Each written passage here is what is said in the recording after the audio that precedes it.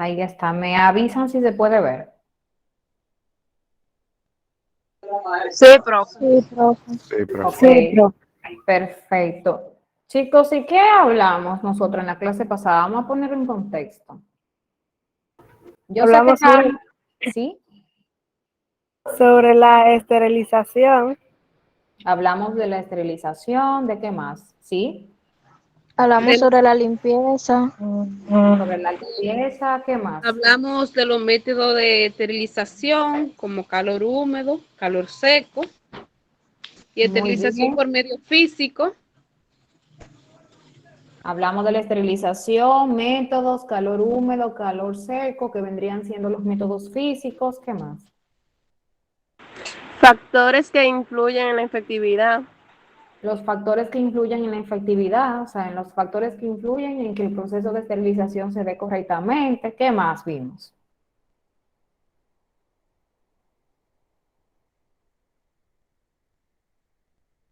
Vamos a ver, ¿qué más? ¿Qué más? ¿Cuál es el primer paso que damos antes o sea, antes de ejecutar todos los métodos de esterilización? ¿Cuál es el primer paso que vemos? La La limpieza. limpieza. La limpieza. La limpieza entonces consiste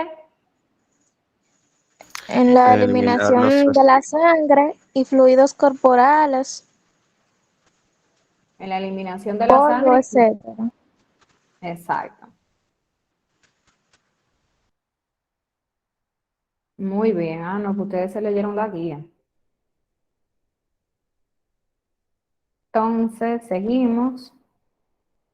Vimos lo que era la limpieza, vimos el concepto de esterilización, que es eliminación de toda forma viviente, dígase bacterias, hongos, virus, esporas. Vimos los métodos de esterilización, que bien lo decían ahorita, los por medio físico.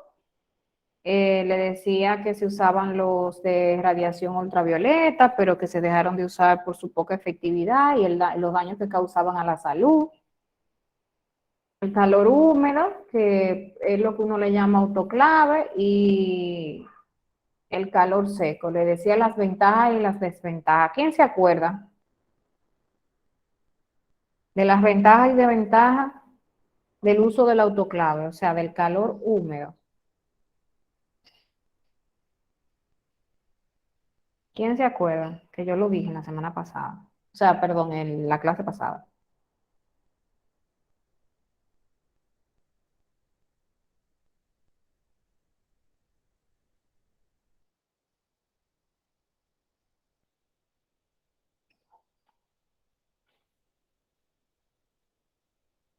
Nadie se acuerda. Yo le decía del calor húmedo, que tiene la ventaja de que se realiza en menos tiempo, el ahorro de la electricidad, es mucho más efectivo que todos los métodos. Se puede esterilizar cosas plásticas porque se pueden esterilizar cosas plásticas porque permite, eh, al ser el calor húmedo, te da la ventaja de que no se derriten las cosas plásticas y se puede poner a una temperatura, bueno, aceptable, y aún así el proceso lo va a realizar de manera correcta. Entonces, les decía de las desventajas del calor húmedo, el alto costo del equipo, que el equipo es bastante costoso. Le decía de realmente no es económico como quizá lo quieren poner porque te ahorra luz, pero te gasta otras cosas, como por ejemplo las fundas que se utilizan para esterilizar, usan un agua especial para esterilizar, que es el agua que se vaporiza. No se puede abrir hasta que no termine todo el proceso, obligatoriamente se tiene que quedar cerrado, les decía yo.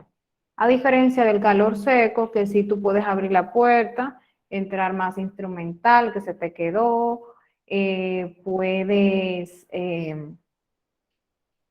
graduar el tiempo en el calor seco. Yo le decía que el calor seco parece un horno, un horno de una estufa que calienta, que se pone por lo regular a 1 hora, hora y media, dependiendo de los grados que se le dé. La desventaja que tenía este es que no se pueden poner cosas plásticas porque se derriten. Ya, más o menos van cayendo. Sí. Sí. Sí, Las agujas no se podían poner porque se ponían botas, las agujas y las limas endodónticas, etcétera. Todo eso se lo dije yo en la clase pasada. Hablamos también de los métodos, medios y opciones. Hablábamos del método físico, que vendría siendo calor húmedo, autoclave, calor seco, horno. Hablábamos del líquido, que es la inmersión en glutaraldehído, o en la inmersión en ácido paracético, o químico como gas y gas de óxido de etileno.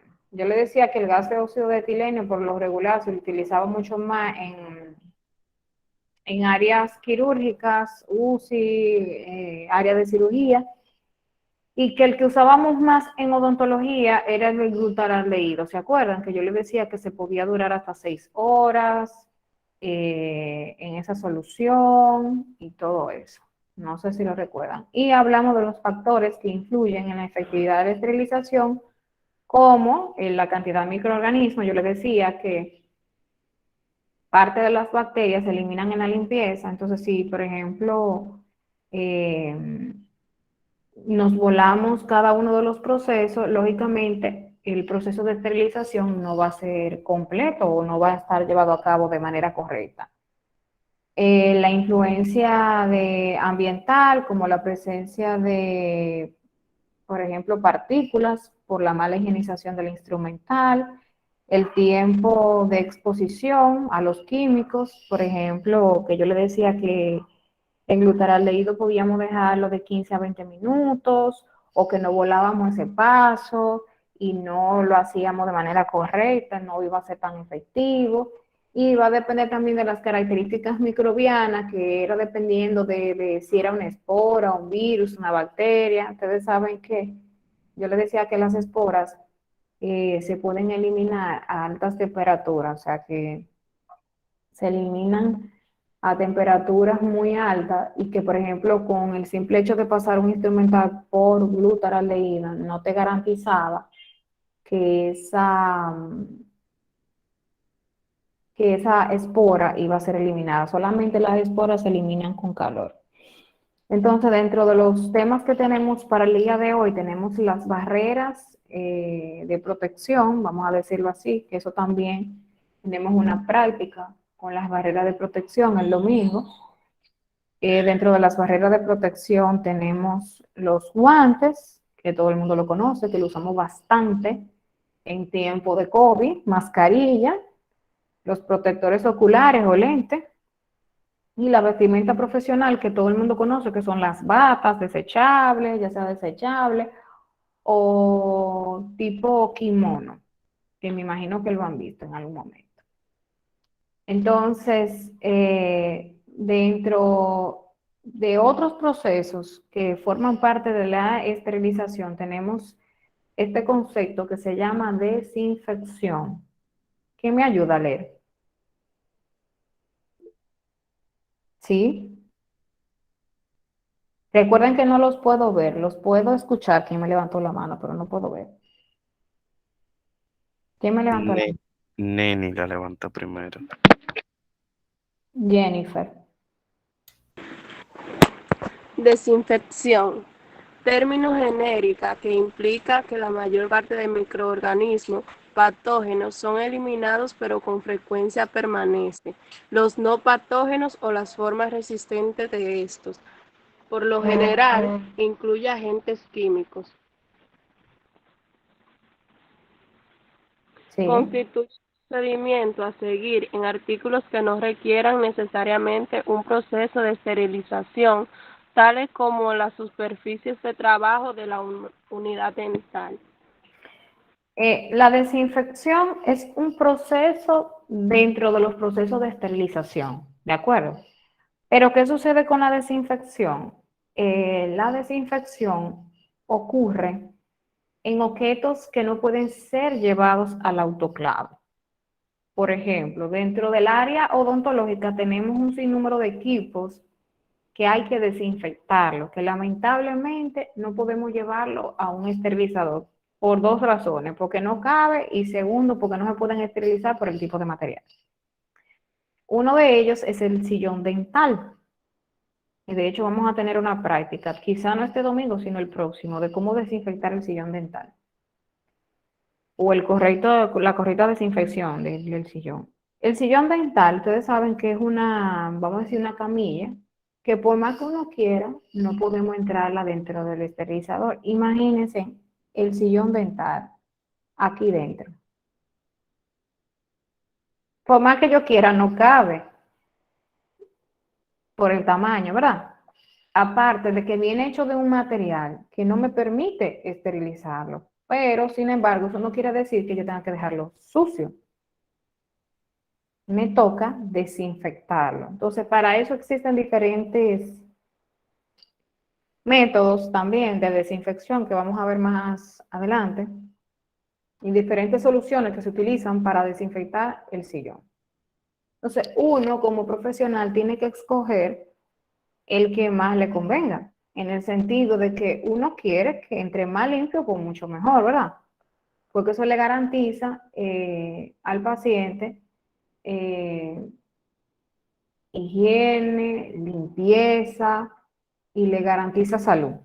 Y evitamos lo que comúnmente se conoce como contaminación cruzada. Porque si no higienizamos de manera correcta el sillón dental, cualquier enfermedad, díganme ustedes cómo ahora anda la sarna. Imagínense que llegue un paciente con sarna al consultorio dental, se acuesta en el sillón y nosotros luego de que ese paciente se pare y se vaya, no higienicemos ese sillón. ¿Qué ustedes creen que va a pasar?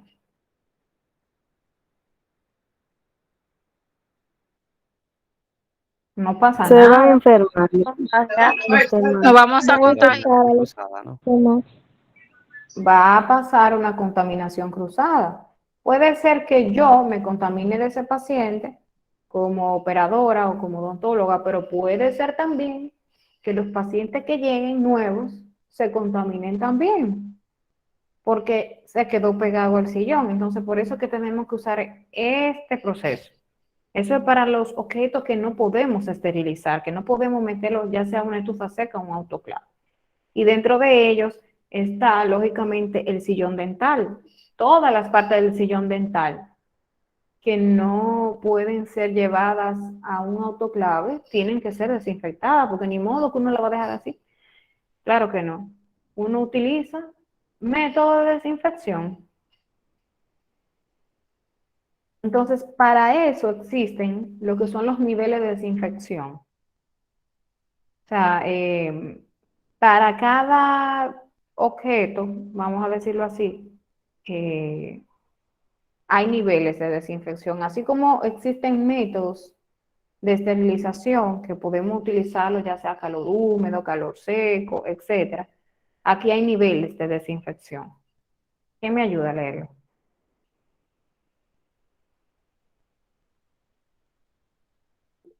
Sí.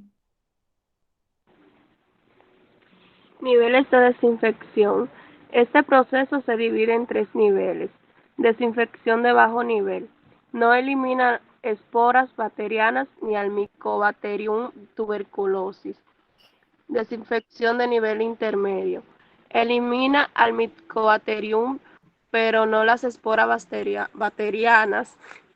Desinfección de alto nivel. Elimina el Mycobacterium tuberculosis, virus, hongos y algunas esporas. ¿Por qué dice algunas esporas? Ustedes saben que hay esporas que son más resistentes que otras, que yo les decía que las esporas lamentablemente son eliminadas en autoclave, o sea, cuando son expuestas a calor. Y como ustedes comprenderán, El sillón no lo sometemos a procesos de calor, sino que lo sometemos a un proceso de desinfección. Entonces, dentro de los niveles que vemos aquí, lógicamente, nosotros, dependiendo del área, de donde sea, de exposición, entonces utilizamos los niveles de desinfección. Por ejemplo, el sillón debe de ser desinfectado con el más alto nivel, el DNA, porque aquí dice elimina Microbacterium tuberculosis, virus, hongos y algunas esporas, aunque no todas, pero por lo menos nos garantiza de que el sillón, por lo menos en un 99.9% está desinfectado. Por ejemplo, la desinfección intermedia, uno la utiliza por lo regular para las mesetas que uno utiliza para colocar los materiales. Porque, por ejemplo, uno no desinfecta las mesetas como desinfecta el sillón, o sea, con el mismo agente químico, porque esos son químicos que uno utiliza. Ya sea, por ejemplo, Lysol, que ustedes seguro lo han escuchado, el Lysol, o puede ser también con alcohol puro, aunque el alcohol tiene una desventaja. Por ejemplo, lo que es el alcohol en las manitas limpias, realmente no son buenos para el proceso de desinfección. ¿Por qué? Porque aunque contiene alcohol, te dicen, no, pero el alcohol mata todo. No, el alcohol lo que hace es que inhibe o crea una capa para que no se peguen más bacterias. Déjame ver, no sé si me doy a entender. Miren qué sucede con el alcohol. El alcohol no desinfecta, sino no permite que se sigan agregando bacterias de todo tipo a la superficie que yo limpié con alcohol o que limpié con manita limpia. Lo que quiere decir que realmente no está desinfectado, sino que no permite que se peguen más bacterias. No sé si me estoy dando a entender. Entonces, el alcohol no vendría siendo un medio desinfectante correcto para un área de odontología. O sea, o un área, por ejemplo, como el sillón. El sillón hay que desinfectarlo o con Lysol o Lysol. Hay unas toallas también de Lysol que son muy buenas.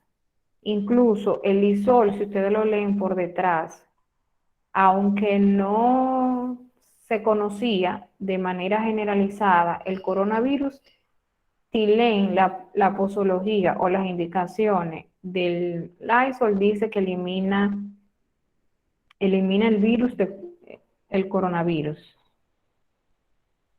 Elimina el coronavirus.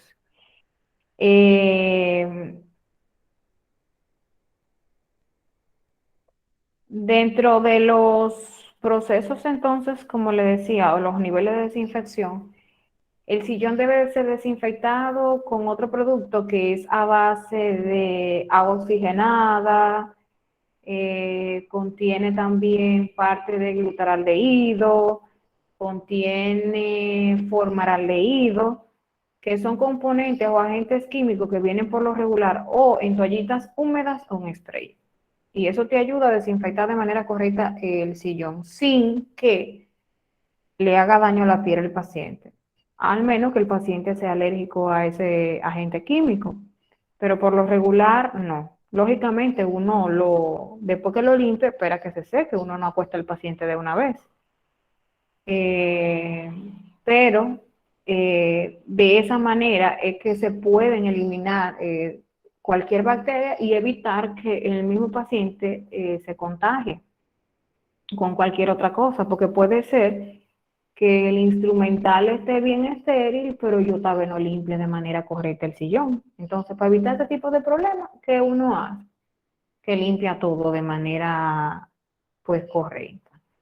Y el de bajo nivel, bueno, ese yo en lo particular ni lo utilizo. Yo uso mucho el intermedio, que lo utilizo mucho para limpiar, como les decía, las mesetas y como los rinconcitos del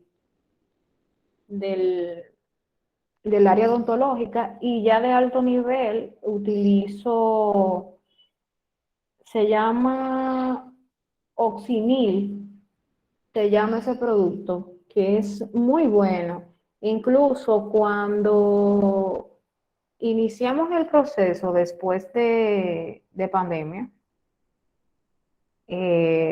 ustedes saben que al principio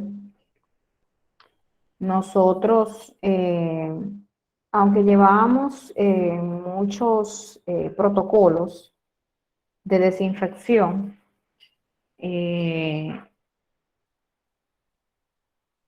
déjenme ver que hay un micrófono abierto.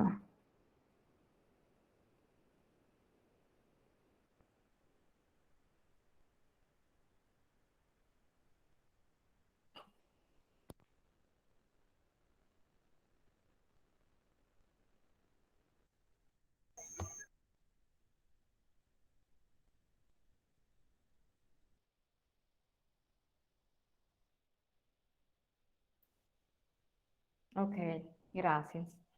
Le decía que cuando iniciamos luego de pandemia, que ya nos dieron luz verde para poder continuar con nuestra labor, al principio, bueno, pues nosotros decíamos como odontólogo, pero nosotros limpiamos mucho, tenemos muchos protocolos, siempre usamos mascarilla, usamos muchísimos agentes de protección para trabajar con los pacientes y ese tipo de cosas.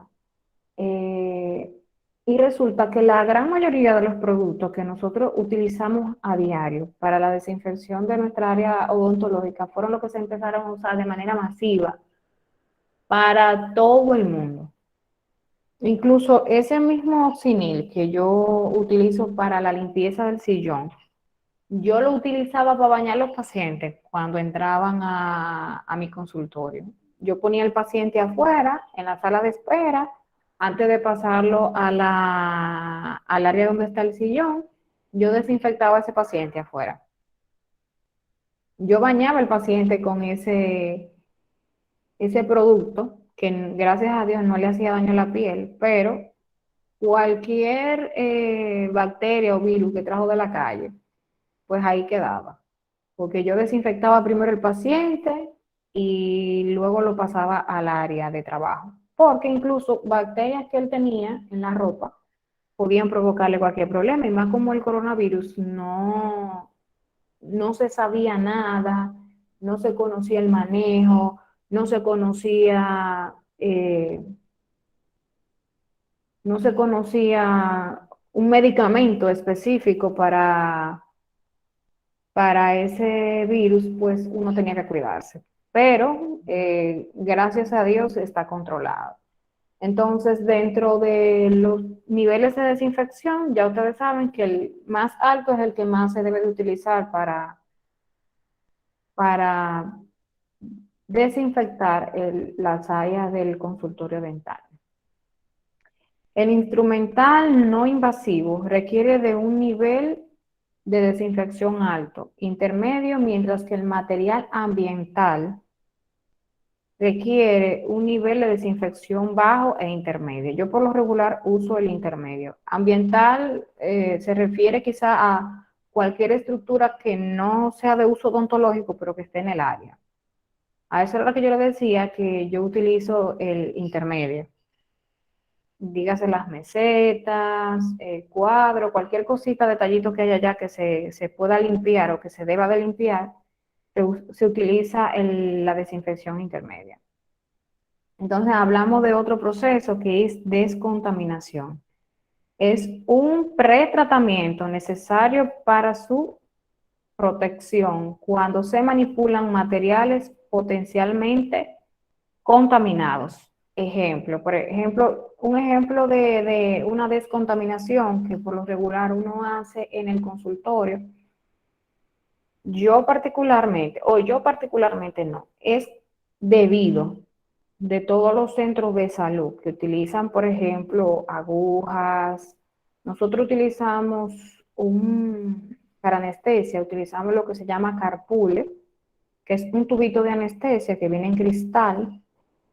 Utilizamos las agujas para suturar y utilizamos las agujas para anestesia. Entonces, cuando nosotros terminamos de utilizar ese tipo de objetos cortantes o cortopunzantes, no se tiran directamente en el zafacón, sino que se colocan en un envase, por lo regular un galón, y a ese galón hay que ponerle un letrero delante, que significa que se está manejando material altamente contaminado. Entonces, ¿qué debe de hacer uno? Por ejemplo, antes de yo echarlo a la basura, hay que descontaminarlo, independientemente de haya basura, pero ese es el deber de nosotros.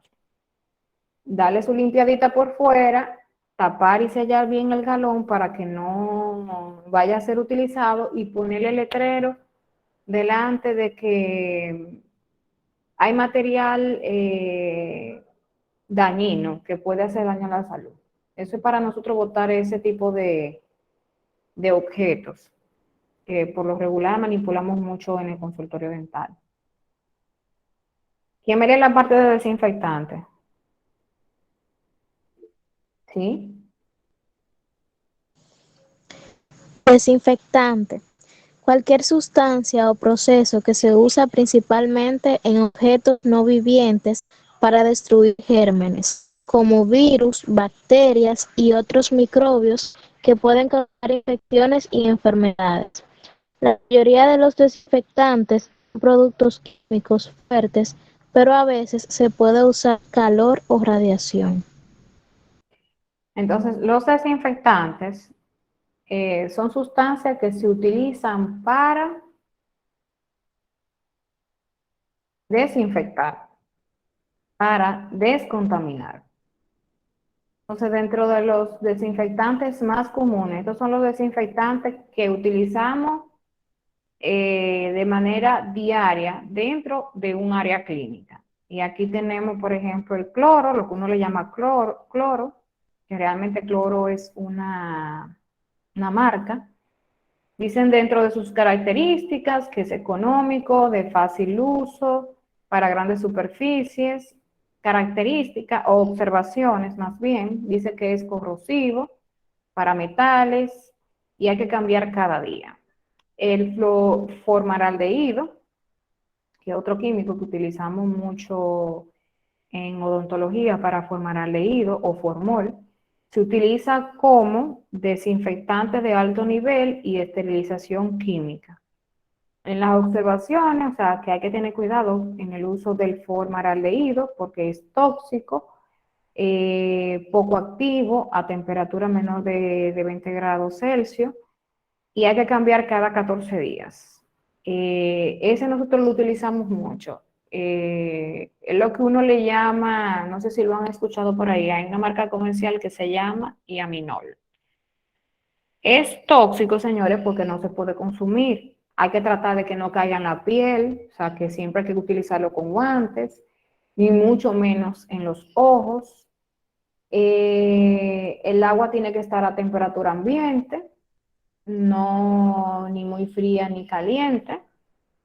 Y ese producto se coloca en agua y los instrumentos, por ejemplo, se colocan de 20 a 30 minutos antes de ser esterilizados, ya sea en el esterilizador en seco o en húmedo, a calor húmedo o calor seco, y hay que cambiarlo cada 14 días. A los 14 días, esa preparación que usted hizo con formaldehído pierde su efectividad. Entonces, a los 14 días se cambia el agua y se vuelve y se prepara el formaldehído.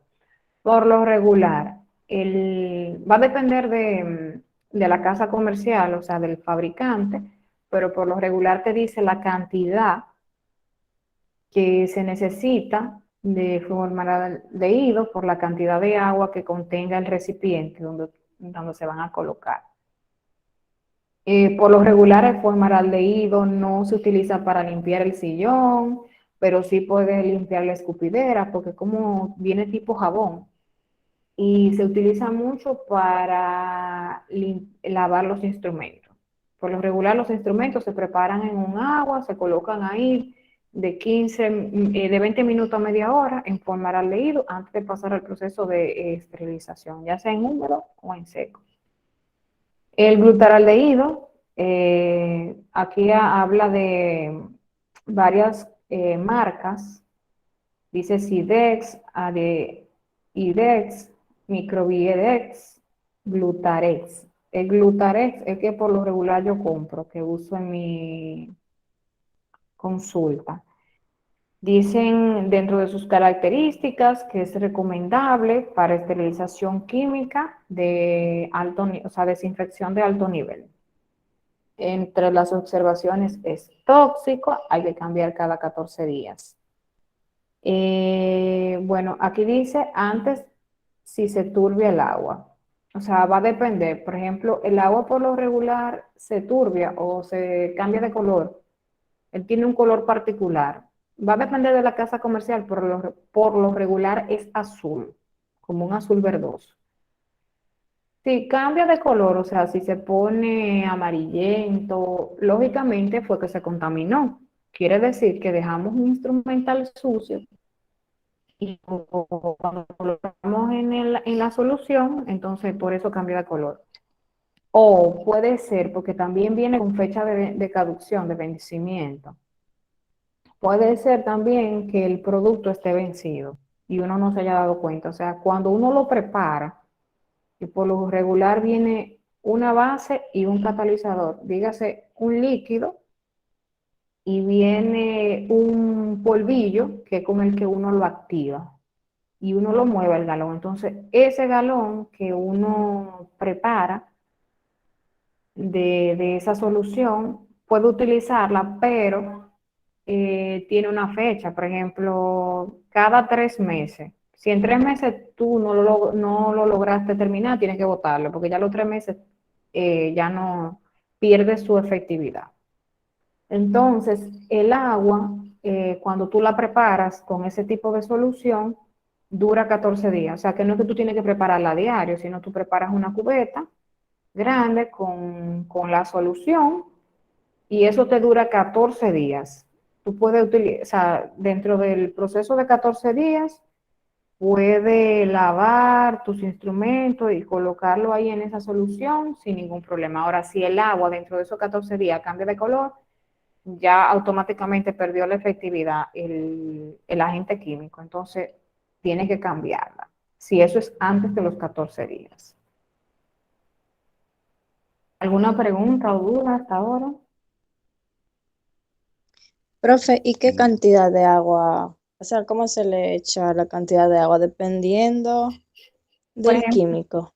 va a depender. Por ejemplo, el glutaleído a mí me gusta puro. O sea, yo lo preparo, viene, como te dije, un galón, viene un polvo, entonces uno lo prepara y yo lo utilizo, o sea, lo echo en una cubeta y utilizo el del galón, no le echo agua, me gusta puro. Eso sí, es fuertísimo. Y eso es un olor tremendísimo, pero a mí como que no me gusta mucho mezclarlo con agua, pero sí se puede mezclar. Claro, va a depender del fabricante. O sea, te dice cuántos litros, por cuántos litros de agua, qué cantidad de glutaldehído debe de tener. ¿Sí? Y por ejemplo, ¿en qué por ciento usted lo utiliza, profe? ¿O solamente viene en 2%? ¿En qué por ciento yo lo utilizo? Va a Ujú. depender también de la casa fabricante. Por ejemplo, viene al 2%, creo que viene al 14% también, pero yo lo uso al 2%. Por eso es que no me gusta mezclarlo con agua. Ok, yo me imagino entonces que si, por ejemplo, en caso, en una suposición, que usted no consiguiera el de 2% y consigue el de 14%, ahí sí le tocaría ya mezclarlo, ¿no? Sí, mezclarlo con un poquito de agua. Ok, El formaldehído, este sí no se puede usar puro. Ese hay que mezclarlo obligatoriamente con agua. Porque viene, por ejemplo, el glutaraldehído viene como líquido. Pero el formaldehído, viene como si fuera tipo jabón, viene espeso. Y lamentablemente hay que mezclarlo con agua. Sí, si lo uso en mi consulta, lo mezclo con agua. Pero no, porque viene muy líquido. Por lo regular va a depender, vienen diferentes concentraciones. Yo lo uso al 2%. Ok, gracias, profe. No me gusta mezclarlo con agua. Eso sí que eso aún así siendo al 2%, es bastante fuerte el glutaraldehído. ¿Alguna otra pregunta?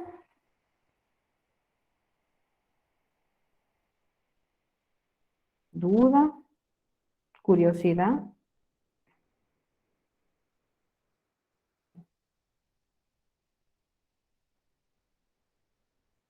No. No. ¿Quién me ayuda a leer esta parte? ¿Sí? María del Pilar. Conceptos de bacteriostático y bactericida. Un efecto bacteriostático es aquel que, aunque no produce la muerte a una bacteria, impide su reproducción. La bacteria envejece y muere sin dejar descendencia. Un efecto bacteriostático está producido por sustancias bacteriostáticas. Estas sustancias son secretadas por los organismos como medios defensivos contra las bacterias. Un efecto bactericida es aquel que produce la muerte a una bacteria y está provocado por alguna sustancia bactericida. Los organismos secretan sustancias bactericidas como medios defensivos contra las bacterias. Los antimicrobianos de efecto lísico o lítico, lisis, en las bacterias provocan una reducción en la población bacteriana en el huésped o en el uso de sensibilidad microbiana. Escúchame, profe, que mi hermano es muy indeseable. Está bien, sigue.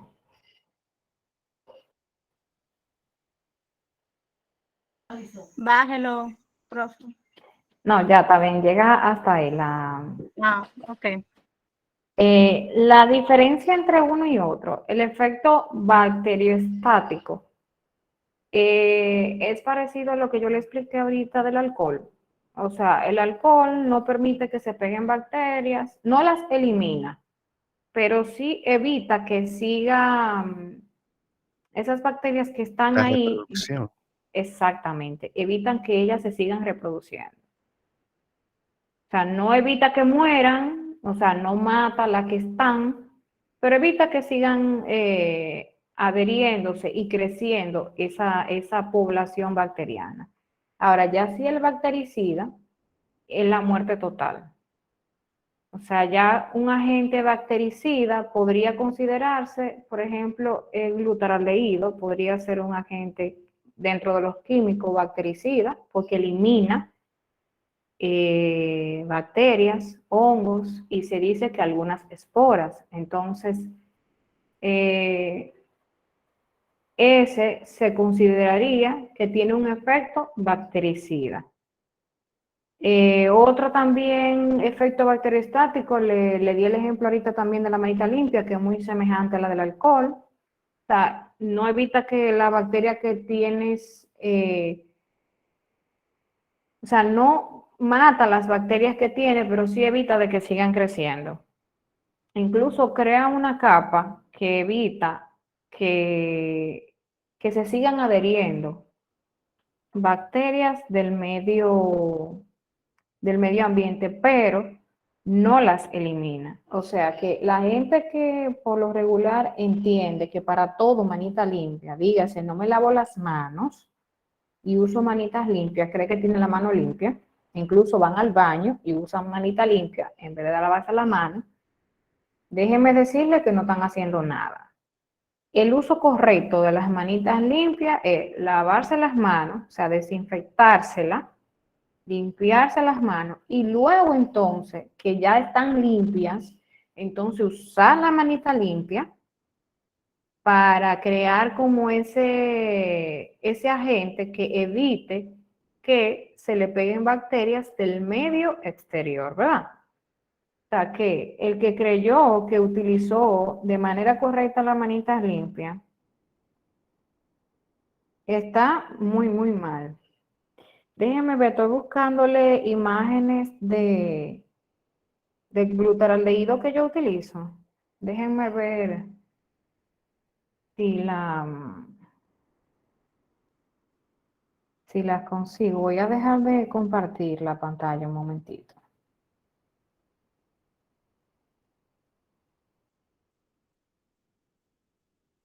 Déjenme buscarla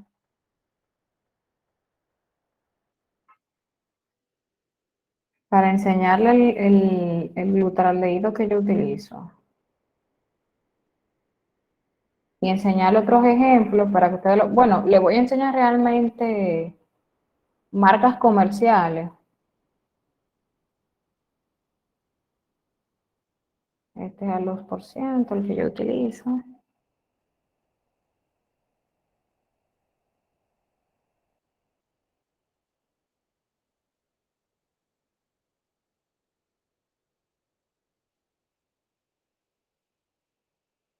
Mírenlo aquí. Ok. Miren, así mismo viene. Déjenme compartirles la pantalla para que ustedes lo puedan observar.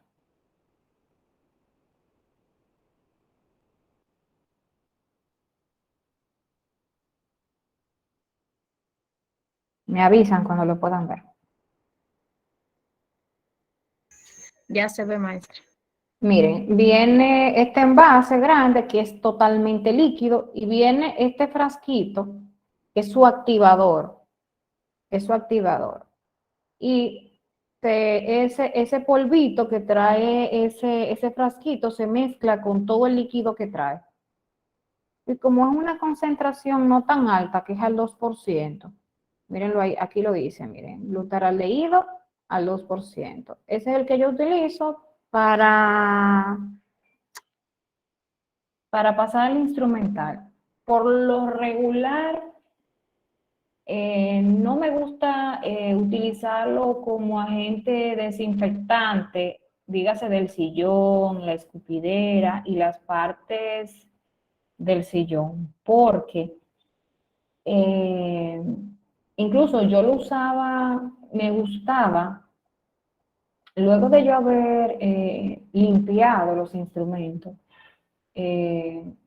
yo lo que hacía era que le colocaba en spray, o sea, cogía un atomizador y con un spray colocaba ese glutaraldehído y lo flichaba al instrumental y lo dejaba un rato.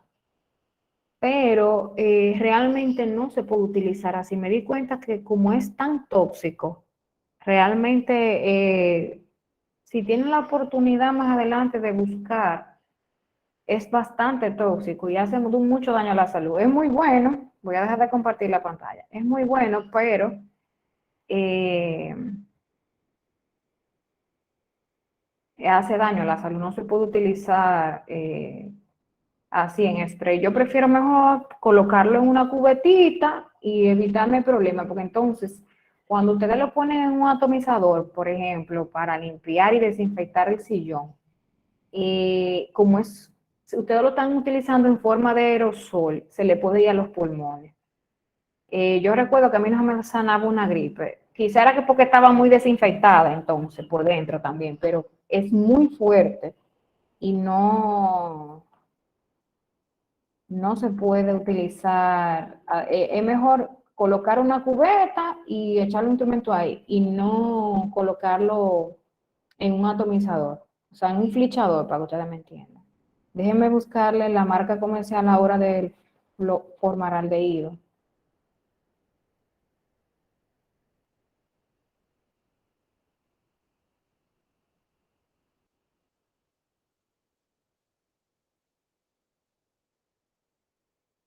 Déjenme ver si encuentro la que yo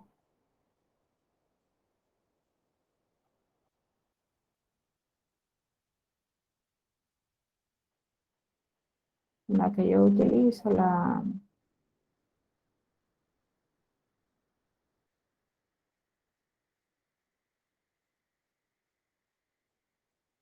Déjame buscar la marca comercial.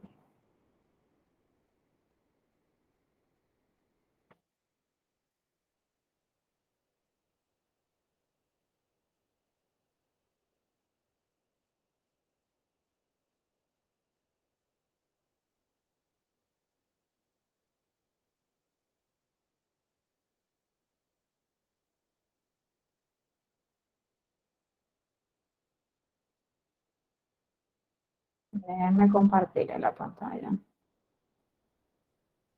Este es otro agente químico que es muy común en odontología, que es el iaminol. Mírenlo ahí donde le dice para desinfección en frío de instrumental quirúrgico. O sea, eso es una desinfección en frío. Lo que quiere decir que, lógicamente, no es en el esterilizador. No se utiliza en el esterilizador. Como viene, mira aquí lo dice, concentrado, hay que diluirlo en agua. Ese hay que diluirlo en agua. Yo creo que está bien al 14%. Viene este.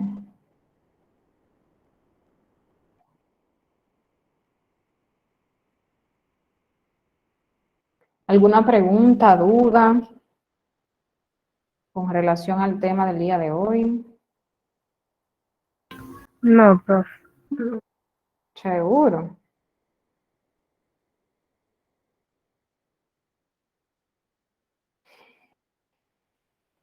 Todo claro.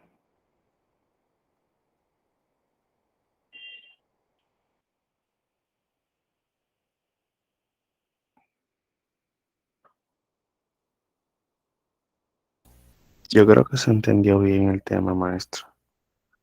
De mi parte, por lo menos. Ujú. ¿Qué hemos visto en el día de hoy?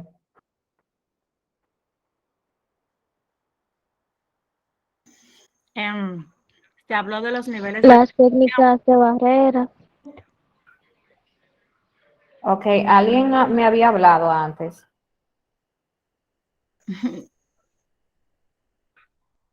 Yo fui Ok, maestra. dígame, María.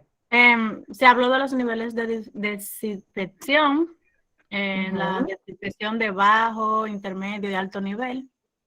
También sobre el desinfectante, la descontaminación y los desinfectantes como el cloro, el formaldeído y el glutaraldehído. Y también se habló sobre el efecto Bacterioestático. bacteriostático, que es que aunque no le produce la muerte a una bacteria, evita su reproducción, y el bactericida, que es el que le produce la muerte a una bacteria. Ok, todo lo que ustedes escuchen que termine en SIDA es muerte. Para que ustedes tengan una idea, muy bien. Yo creo que fue Joanny quien me habló ahorita, que ella, de lo que ella dijo que está Sí, muy bien sobre también. ¿Qué más? ¿Qué más? sobre las técnicas de barrera, que son guantes, Sobre las técnicas mascarillas, protectores oculares, ajá, y la vestimenta del profesional. exacto, que son las que se utilizan por lo regular para estar en el área. No, yo creo que está bastante claro el tema de hoy. El tema de hoy es corto. Nos veremos nuevamente el viernes, si Dios lo permite. Síganse poniendo al día en la plataforma. Yo voy a terminar de corregir lo pendiente y lo que corresponde esta semana. Les decía que traten de entrar todos los días a la plataforma, aunque sean 5 o 10 minutos, aunque hayan hecho las tareas, para colaborar con el hecho de que no se borre el usuario o no se bloquee. Y nada, el domingo, vuelvo y les repito, nos veremos en el hospital entonces para trabajar la parte práctica de este módulo, o sea, de lo que hemos visto en esta unidad realmente. Y nada, ya ustedes saben, termínenme de comentar los foros, termínense de poner al día y nos veremos el viernes. El viernes vamos a tener juego interactivo, así que prepárense, lean la guía y vamos a trabajar con Quizy nuevamente. Ya ustedes saben. Profe, escúcheme, el domingo vamos a entrar por emergencia o por el frente. Bueno, el frente va a estar abierto. El frente del hospital va a estar abierto. Por emergencia quizás se le hace más fácil llegar a odontología, porque es más rápido el acceso por ahí a odontología. Pero el frente va a estar abierto. El hospital siempre está abierto. Pueden entrar por cualquiera de los dos lados. El que sabe llegar, yo le sugiero que entre por el frente, porque cruzar por emergencia y más un domingo, ustedes supieron que se van a encontrar con muchísimas cositas. Entonces traten de entrar por el frente los que puedan. Pero si lo que se le hizo más fácil fue entrar por emergencia, pueden hacerlo por ahí también. No hay problema. Ok, gracias. Siempre a su orden. ¿Alguna otra pregunta? Profe, hay que llevar mascarilla. Sí, vamos a tratar de, porque vamos a estar en un área clínica, vamos a tratar de usar mascarilla. Incluso la primera práctica que vamos a tener es sobre las barreras de protección. Y nos vamos a quedar con los guantes puestos. O sea, nos vamos a aprender a poner los guantes y nos vamos a quedar con los guantes puestos hasta el final de todas las prácticas con esos guantes, para evitar alguna que otra contaminación. Voy a dejar de grabar. Algo que le voy a pedir de